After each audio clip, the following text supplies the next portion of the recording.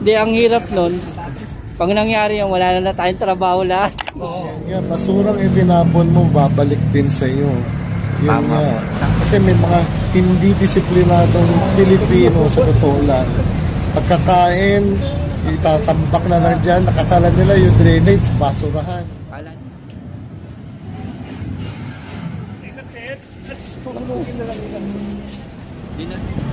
Titiis nila yung ganyan, no?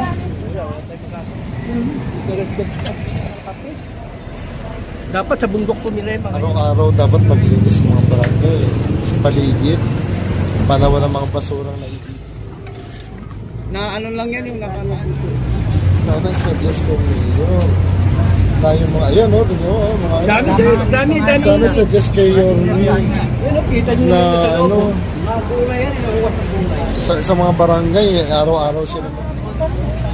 Parang champurado yan, no?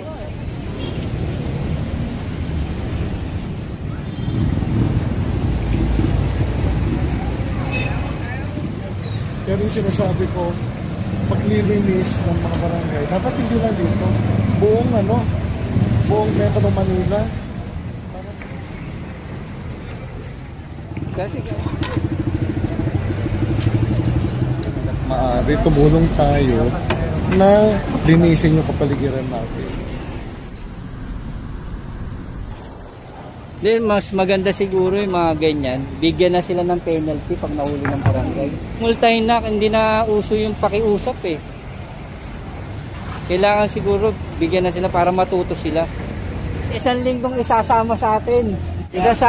Maglilinis ng kanal. Buwawalis sa daan. Tatirik ang araw, lalo na pag matirik yung araw. Kaya pag umuulan, at least mararanasan nila yung ginagawa nyo kung gaano kahirap maglinis ng ganyan. Thank you po. Trabaho na ulit. Opo, trabaho na tayo, Yorme. Yorme.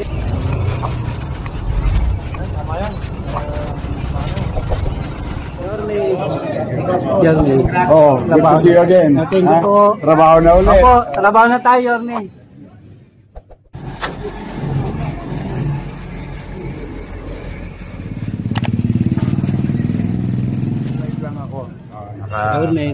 Good morning, pare. Richard. Oh. Yeah.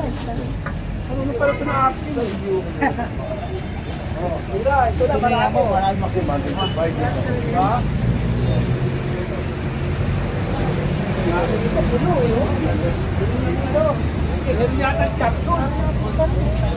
Parang champurado yan, no? Parang champurado. Yung buksan na rin natin yun, no? Wala tayong tripod. Hindi, maliwag lang yan. Kailangan. May chip lock tayo.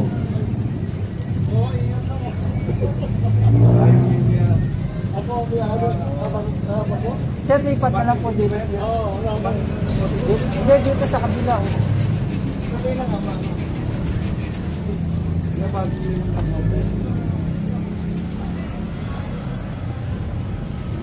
Ngayon ko lang ito ni Mocha, tumukrugsok pa lang dito. Once a bit.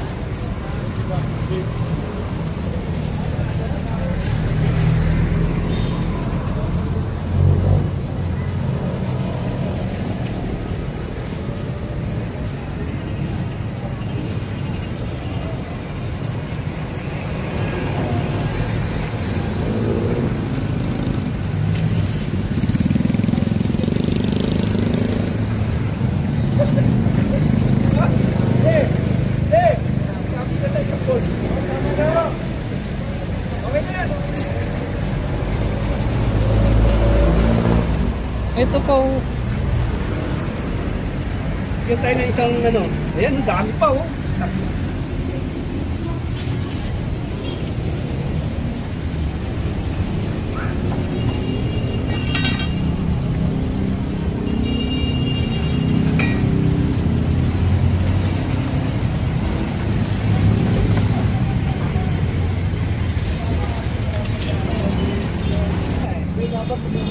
Puro putik to, sir. Galing to sa pinagugasan ng mga carrots nila eh. Mga gulay. Sabi tali na yan. Lagay niya. O sa ano kasi Tali yan dito. sana suggest ko ninyo na yung mga, ayan o, mga Dami. sana suggest kayo na ano, sa mga barangay, araw-araw sila maglinis para pag in the event na malakas ang ulan, mga basura wala sa mga drainage. Yun ang importante. Araw-araw dapat maglinis mga barangay sa paligid para wala mga basurang naiipon sa mga drainage. Kasi ang dami mga plastic cups. Putik, ito may putik pa. Doon nga lang sa amin naglilinis ako doon sa tapat namin sa drainage. Mga styro, tinatanggal ko. Para na pag umulan ng malakas at least tuloy-tuloy ang daloy ng tubig. Katulad niya, Mas maganda talaga sir, araw-araw po. Araw-araw, mas maganda. Lalo na rito sa area ng Recto kasi palengke sa gabi to. Tapos nga pag dito na pupunta yung mga pinaghugasan. Yung mga naghuhugas ng mga karot sila, yung mga putik, wala, dito lang. Dapat nila, hindi dito tinatapon may isa silang plastic bag. Dinidrain tapos doon ilalagay yung putik bago tapon yung tubig. Matagal na kasi yan Pero yung sinasabi ko, paglilinis ng mga barangay, dapat hindi lang dito, buong Metro Manila, para pag malakas yung ulan, bagyo, mga tropical storm, cyclone, hindi parang maging na po ng mga barangay, sir? Maging parang tulong na lang. Araw-araw na, maging gawin na, sabi nga ni Mayor, maging habit na yung paglilinis araw-araw sa mga drainage sa bawat barangay. Kasi sa atin din, para sa atin din naman yan para sa lahat ng mamamayan din yun Tulong-tulong na lang. Kasi may mga hindi disiplinadong Pilipino sa totoo lang. Pagkakain, itatambak na lang dyan, nakakala nila yung drainage, basurahan. Kala nila natutunaw, lalo na yung plastic, pag tinapon nila, kala nila natutunaw. Isisiksik pa nila. Isa may nakita na akong ganyan, sabi, sinisiksik na. Sabi ko, wag niyo isisiksik dyan. Kala nila, pag nilaglag nila yung mga pinagkainan nila o anuman na plastic natutunaw, hindi nila alam, nai-stack, nagbabara. Oo, yun ang hirap pero dapat lahat tulong kung mga barangay. Kasi pag isang ahensya lang, walang mangyayari. Oo. Kailangan din sir, bawat barangay, tapos yung bawat barangay, tinutulungan din ng bawat residente. Oo, yun nga. Kasi kung kunyari, naglilinis yung bawat barangay, tapos yung mga residente nila, walang pakundangan din magtapon. Wala rin mangyayari.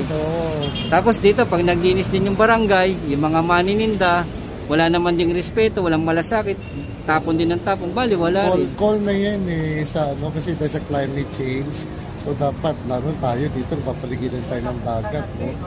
Tapos sabi na, bumababa na raw yung natin, yung loop, sabi nila bumababa na, unti-unti.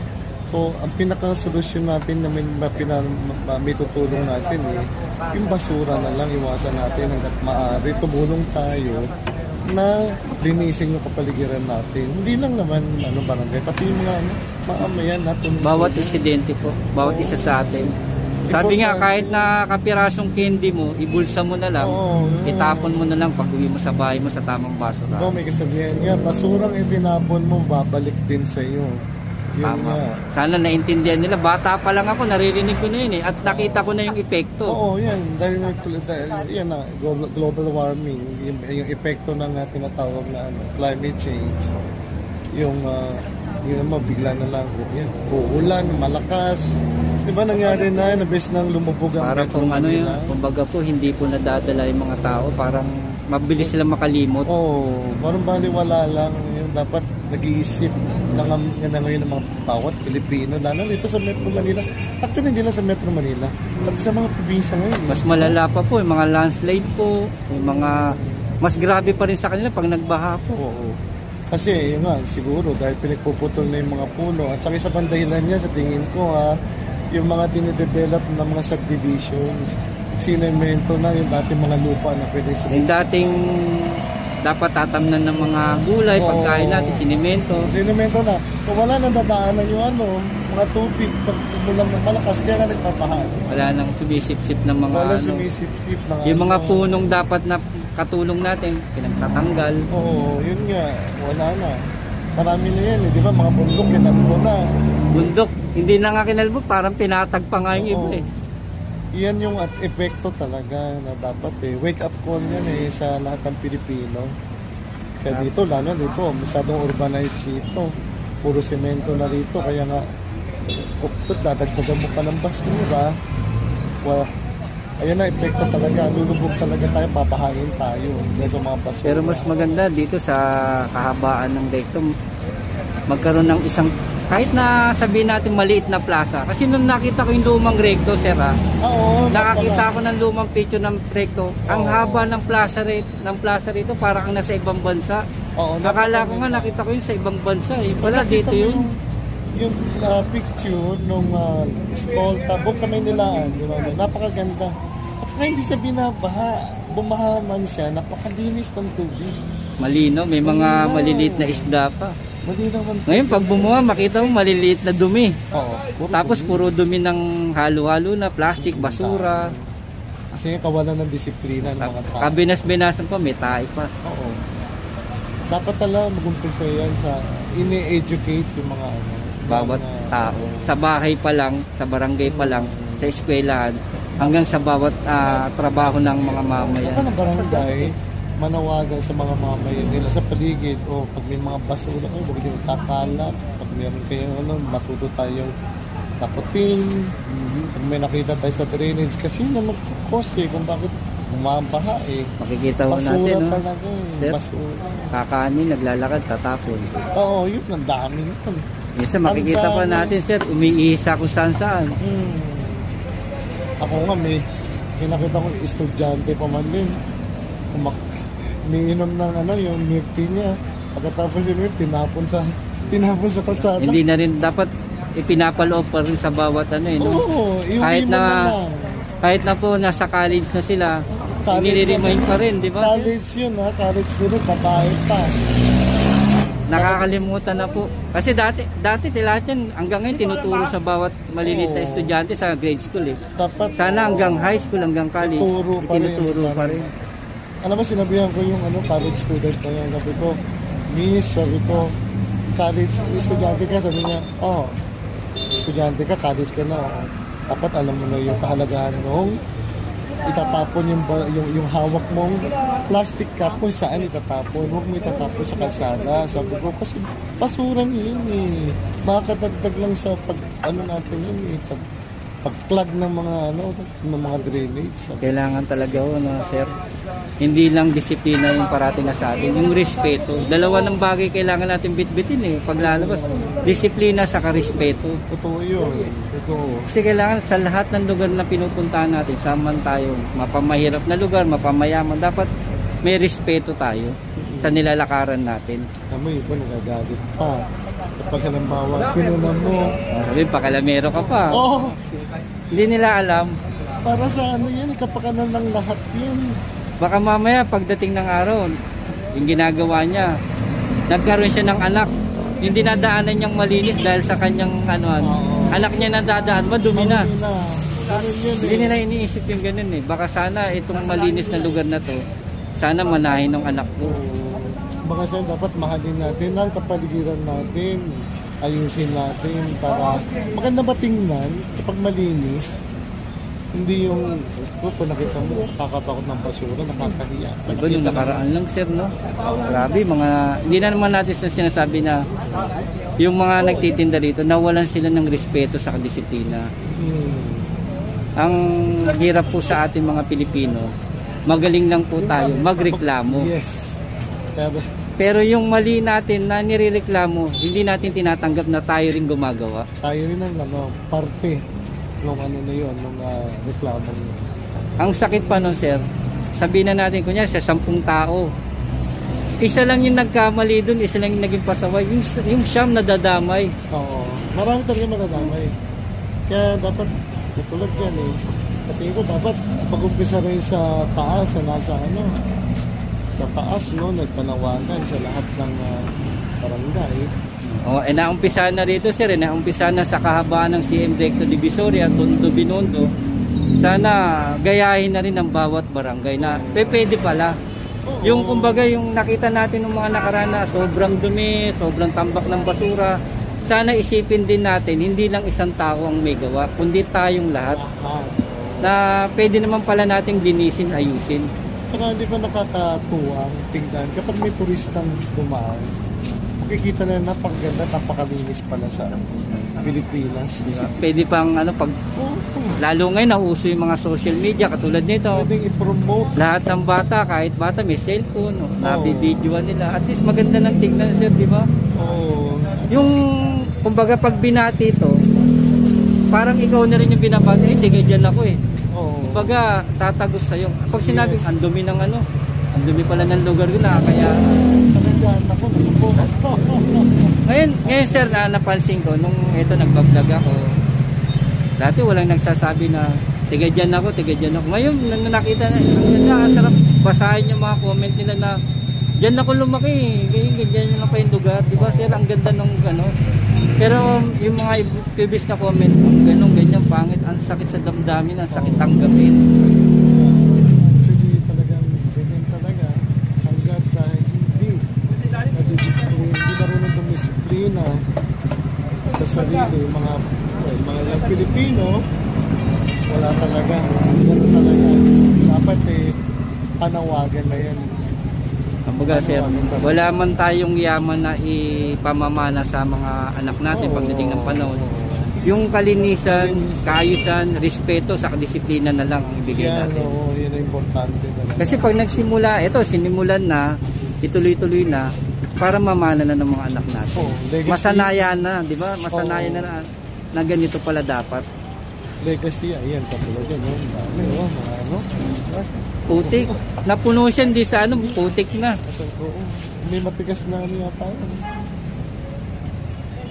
Sana sir, tama po yung mga ninyo, mag-umpisa na yung kalinisan, saka yung kaayusan.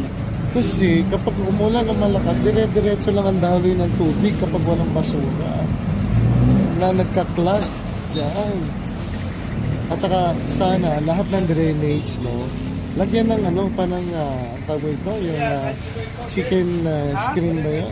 Pero mas maganda sir yung nakita ko, may nakita ko sa yung nilalagyan na salaan mismo sa loob. Salaan nga. Yung mismo loob, parang meron siyang yung mga salaan natin sa bahay na pag magsasalatan. Lagyan na salaan. Tapos, pag po sa umaga, hinahatak na lang. Nandun na yung dumi. Hindi na tuloy papasok sa malalaking drainage. Iba naman, ginagawa nila sa ibabaw. May salaan. Kaso ang hirap naman, tinatanggal nila. Pag inaalis, pumapas. Yun sir, mas maganda sa loob. Sana makaisip yung natin. May mga natin. areas dito, like sa Binondo yata, meron doon sa Binondo yung mga ilang doon. Ginawa ng iba, may chairman doon. Nilagyan nyo talaga. Meron po. Meron. Kaso yung iba naman po, tinatanggal. Kaya yung ibang chairman naman po, naglagay bakal na. Pero mas mainam po, sana i-project nila. Sana may makarinig nito kung usapan natin. Gawin na lang po yung sinasala sa loob. Katulad sa ibang lugar nung nakita ko. Pag tuwing umaga, kahit na mga barangay official, aangat lang nila yung direkta taktak na sa basura, sa plastic, sa basurahan. Hindi na siya papasok sa loob para dire-diretso ang flow ng tubig kapag saka madali po siyang linisin pag ganun. Pag nakita na time to time, puno agad, madali maisalin. Sana nga, ito rin po mga parking, sana ilipat na sa gitna. Sir, di ba? Mas maganda siguro sa gitna para itong bakante, madaling malinis, madaling mamonitor yung kalinisan. Parang ito lang, paano nila gagawin yan? Para din hindi mabahayan, saka masinitan ng dumi yung bawat na nakaparking. At least pag nasa gitna, walang mainit, saka alam nila maraming mapapansin agad sila. Dito kasi madaling maipunan ng pag sa gilid. Saka pag katulad namin dadating maglilinis, mahirapan kasi may mga nakapark. At least pag walang nakapark dito sa area, nasa gitna sila. Dati, tapos pinausog nila konti. Ang problema lang pag ganyan. Alam mo yung mga motor at saka yung mga ganyan. Sisingit naman dito. Dito sila, yung kawalang disiplina rin ng mga ilang i-try. Kaya talaga dapat sisingit, sagat may makita silang butas, sisingitan.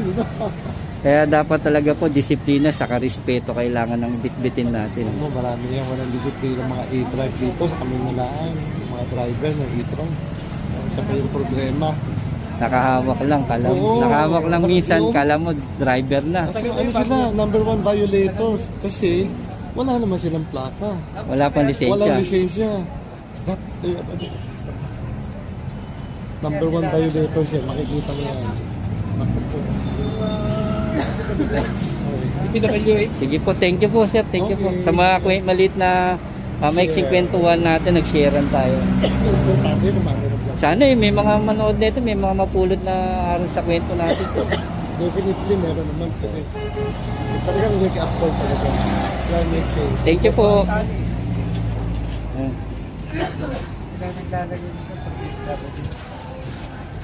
Isang butas pa lang, oh, nakailan na tayo? Di.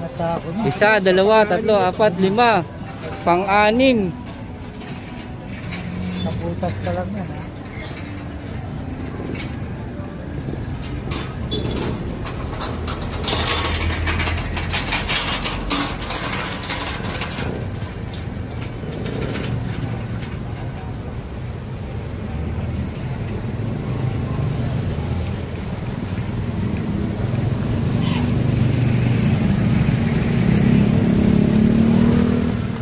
May tubo.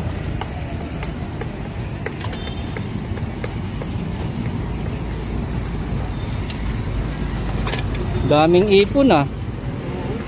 Ilang araw na kasi. Ay, ilang buwan na. Mula nung nilinis din namin, di ba? Hindi na nagalaw naman. Na ano lang yan, yung nakaraan yung umulan na malakas. Pinaka-pinuksan yun.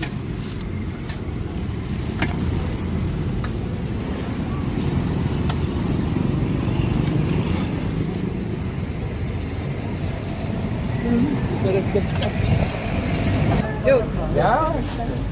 Ano na pala ito na action?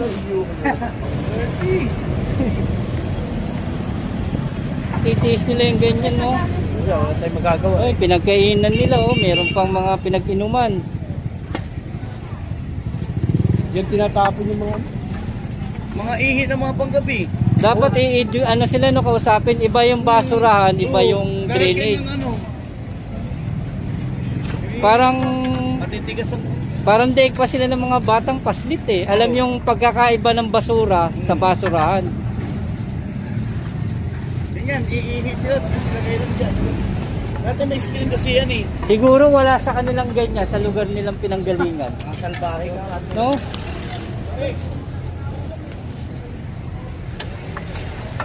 Yun yung mga pinag-inuman ng ano nila, pati yung pinag-inuman ng kape.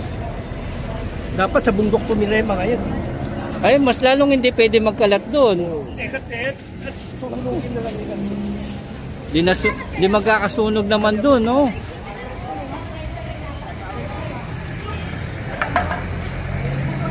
Pag doon naman sila tumira, mas mapiperwisyo tayo. Pag umulan ng malakas, lahat ng basura babagsak sa atin.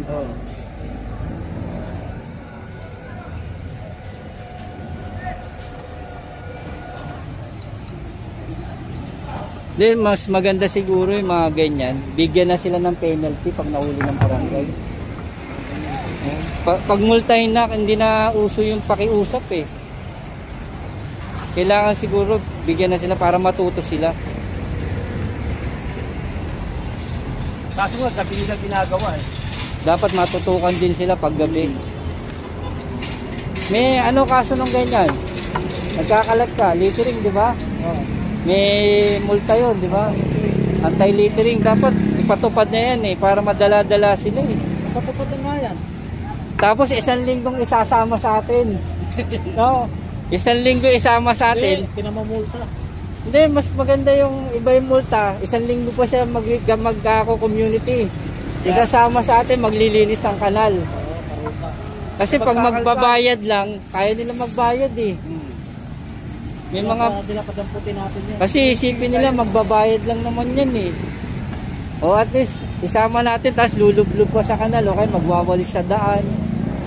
Tatirik ang araw, lalo na pag matirik yung araw, okay, pag umuulan, at least mararanasan nila yung ginagawa nyo kung gaano kahirap maglinis ng ganyan.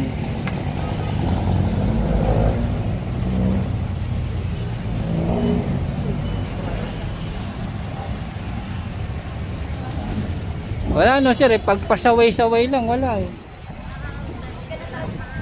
Daig pa sila ng mga batang paslit, nakikinig.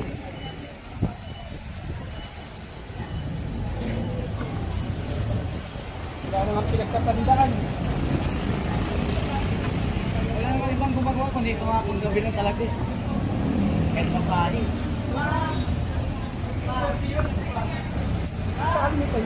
Tapos kawawa, pagputok ng araw, yung pangmaga. Hindi sila mapapagkaroon.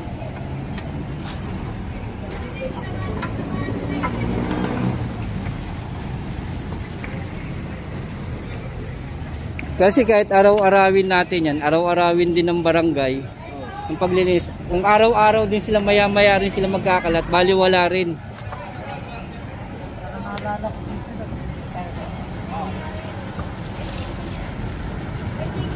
Tama ba yan, sir? Isasama sa amin maglinis para matuto. Para maano din. Para maranasan nila yung hirap, no? Plastic mo. Kaya ka na magpapantay.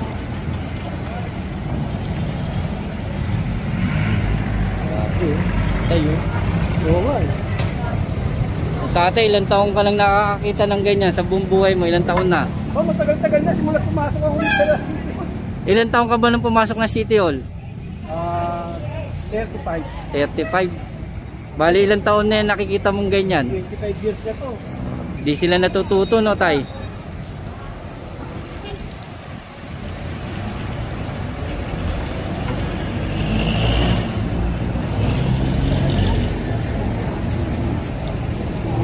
Yan.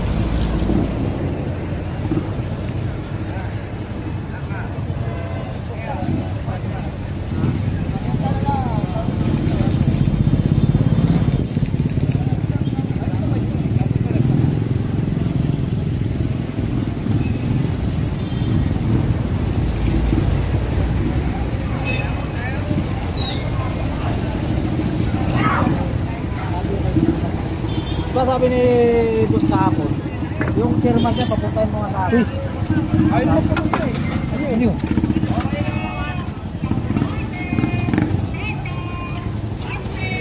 Nilaglag? Nilaglag yung gulay. Talo, gagawa ka nga niya. Saan na nalaglag na niya? Wala.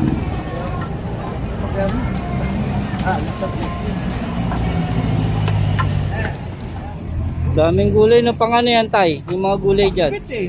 Pakbet na yung inakuha nyo. Dalawa. Dalawang klaseng gulay na ulam.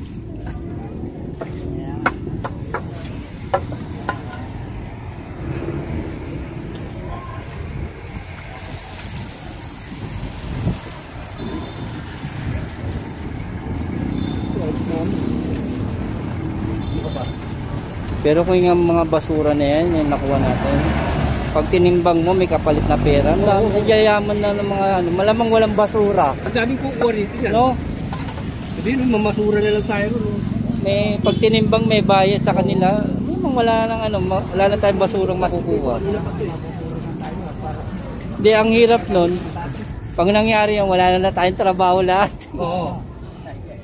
Siklaging wala na. Ayan, oh, ihi yan, oh. Binabalot na yung ihi. Pati yung mga budget na declaring, wala na. Wala na. Wala rin pati barangay, wala na. Sila rin, mawawala.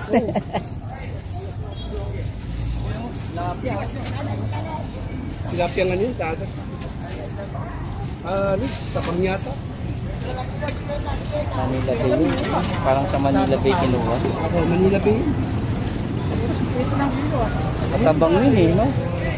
Matabang sa matinik. Sarap lang doon, oo.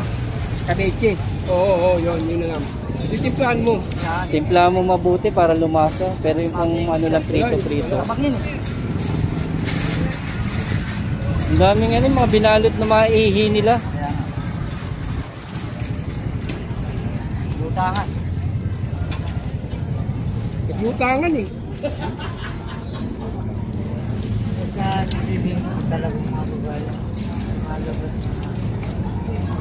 Hindi naman puro lupa. Puro putik. Dito naman puro gulay. Saka ano. Pinagkainan. Oo.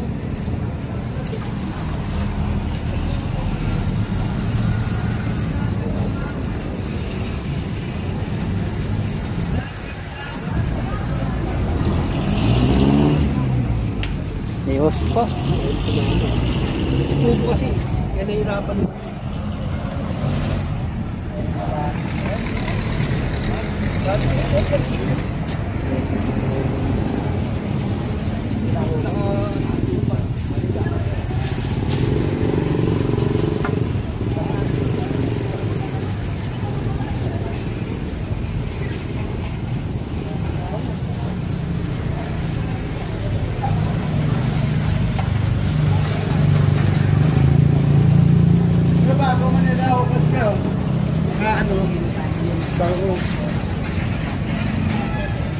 May ano pa sila, patrol oh.